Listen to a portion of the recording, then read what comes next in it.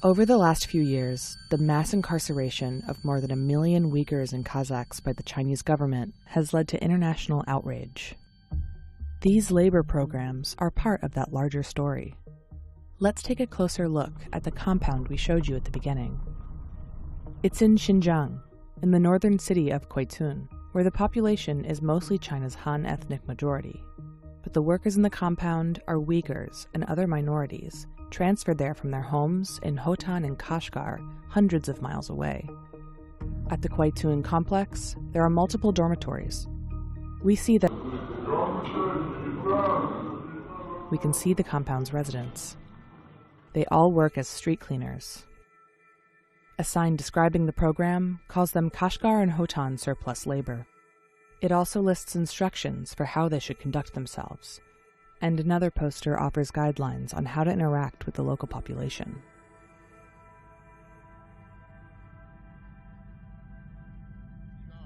This program, and others like it, have led to the relocation of hundreds of thousands of Uyghurs away from their homes and families. But government propaganda openly promotes these as poverty alleviation initiatives. 促进喀什和田地区城乡富余劳动力转移就业，增加城乡富余劳动力收入，体现了党中央、习近平总书记和自治区党委政府对喀什和田地区各族群众的关心关怀。 What's at stake here is about more than just putting people into labor programs.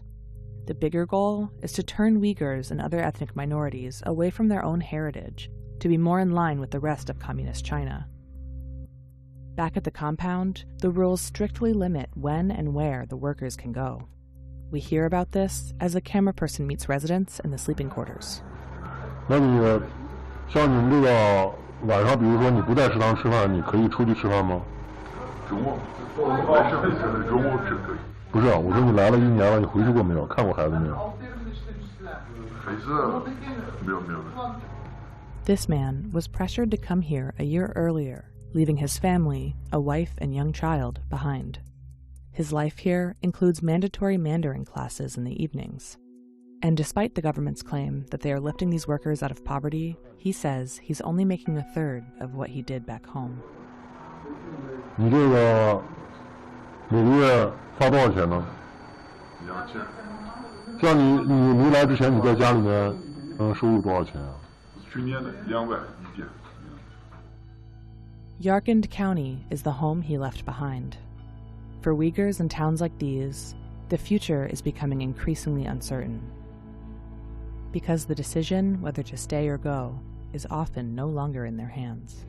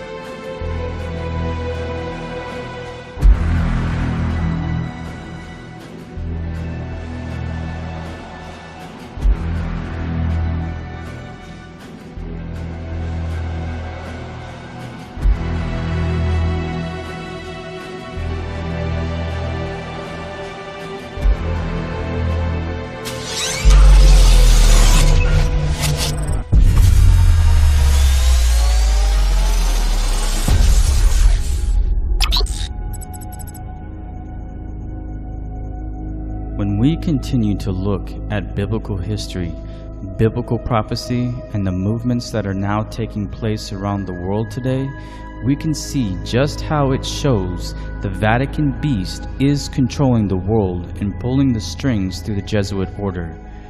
When the Pope says to worship the Trinitarian God of dung, the world follows. When the Pope says have graven images, the world follows. When the Pope says climate change, the world follows. And when the Pope says to attend church on Sunday through his pulpits today, the world follows, just as the Bible said they would do in the last days. Truly, the world is wondering after the beast of Rome, and they are worshiping the power behind it, the dragon, Satan. And all the world wondered after the beast. And they worshipped the dragon which gave power unto the beast. And they worshipped the beast, saying, Who is like unto the beast? Who is able to make war with him? The throne of Satan resides in the Vatican, and anyone who has a competent knowledge of this institution's bloody past will not question this truth. I know thy works, and where thou dwellest, even where Satan's seat is. And thou holdest fast my name, and hast not denied my faith, even in those days wherein Antipas was my faithful martyr, who was slain among you where Satan dwelleth.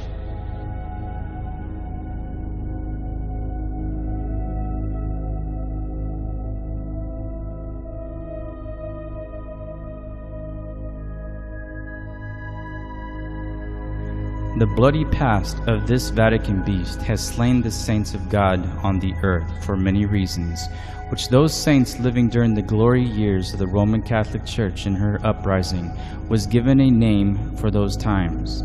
This word Antipas is not a person's name, but is a term characteristic of the times. It is composed of two words, anti and pappus, or papa. Anti signifies against, and papa or pappus signifies papa, which is our English and also the universal word for papa. And this word papa is but a repetition of the word pap, and it is the original of the word pope.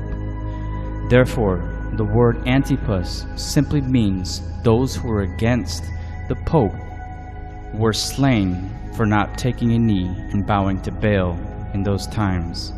And again, history is soon to repeat that bloody past of the Inquisition of the Vatican when it is brought back to life through Sunday laws, and thus the movements around the world through the Pope's climate change agenda is doing just that.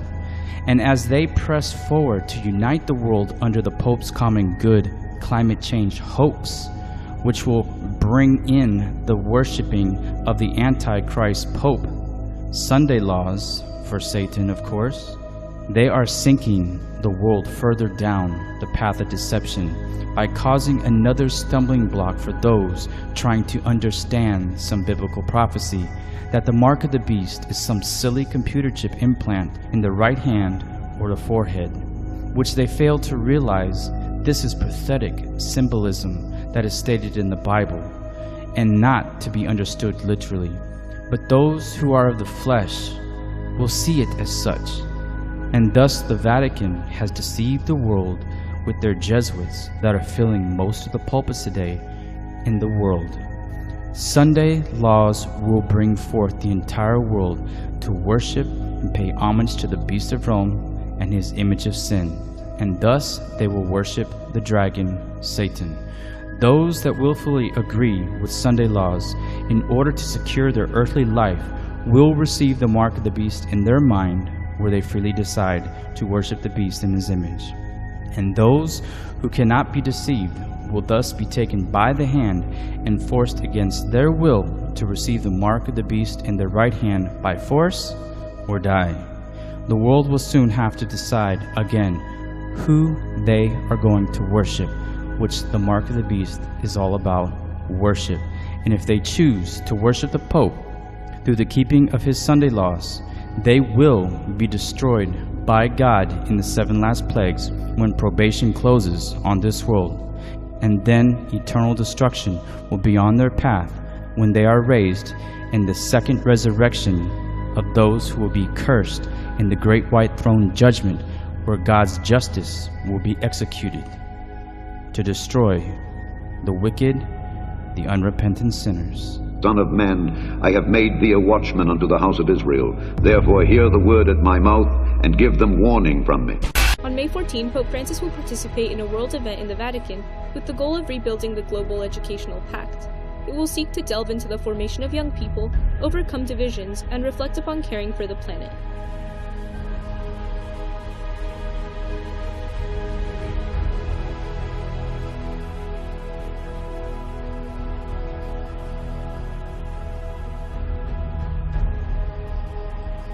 In early 2017, the man of sin in Rome, Pope Francis, met with leaders from the apostate 501c3 Protestant churches, including Kenneth Copeland, to discuss Christian unity.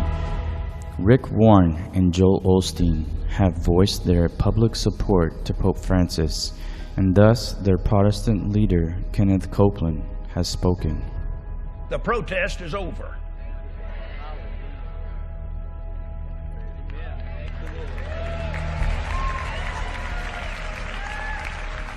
This was brought about by Spirit-filled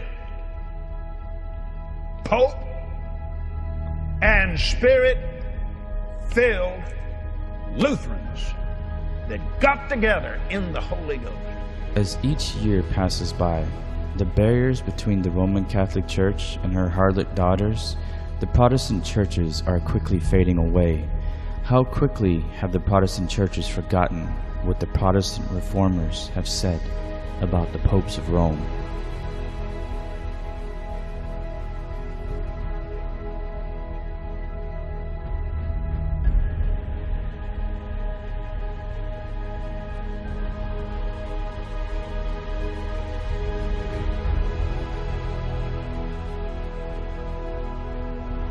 Truly, there are many doctrines and beliefs shared between the Roman Catholic Church and her Protestant daughters, which are no longer protesting against the man of sin, as you have recently just heard that the protest is over.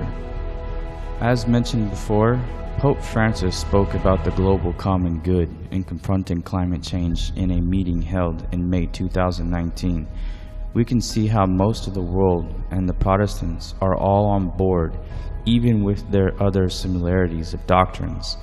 But what is going to unite the truth from error in these last days is who we are going to worship, God or Satan, God on his biblical seventh-day Sabbath, or the Pope on his Sunday worship, which pays homage to the powers that created this pagan sun worship Vatican Baal institution.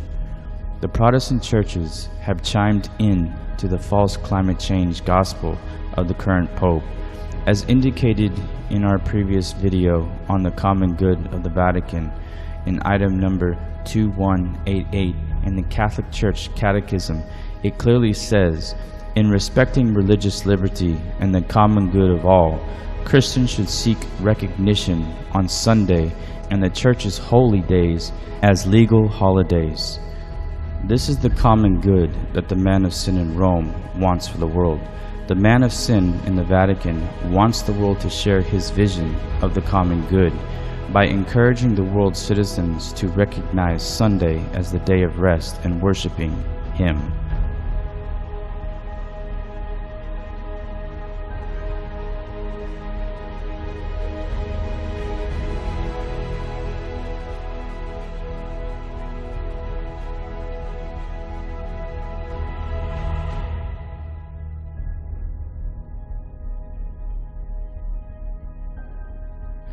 The Protestant church leaders who are active contributors towards the Vatican's One World Religion movement, they are clearly echoing Pope Francis and his common good for all in bringing about Sunday laws and paying homage to the authority of their mother, the harlot, the Vatican.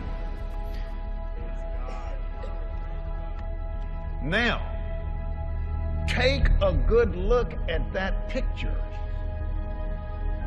The night before, we had a dinner together before we met with Pope Francis the next day. That many evangelicals in one room. Folks, you don't get it.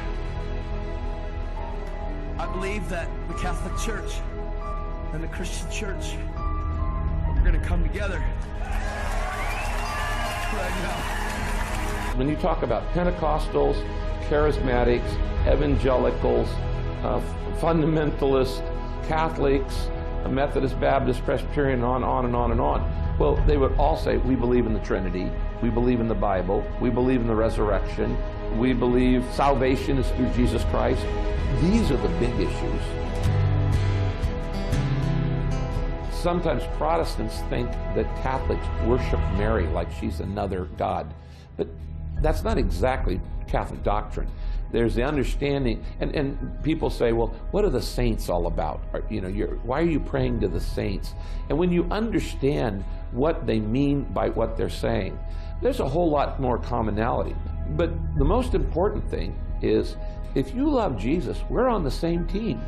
And the third angel followed them, saying with a loud voice, If any man worship the beast and his image, and receive his mark in his forehead or in his hand, the same shall drink of the wine of the wrath of God, which is poured out without mixture into the cup of his indignation. After one of the busiest years of his pontificate, Pope Francis will kick off 2020 with another intense schedule. Pope Francis is preparing an apostolic exhortation to explain the takeaways of the Amazon Synod. In March, he will make his 4th visit to Assisi. That's where he has called together great economists and young people from around the world for the Economy of Francesco Summit. The conference will be held from March 26 to 28. It will study the economy the Pope calls for in his world messages. And he caused all, both small and great, rich and poor, free and bond, to receive a mark in their right hand or in their foreheads, and that no man might buy or sell save he that had the mark or the name of the beast or the number of his name. Here is wisdom. Let him that hath understanding count the number of the beast, for it is the number of a man, and his number is 666.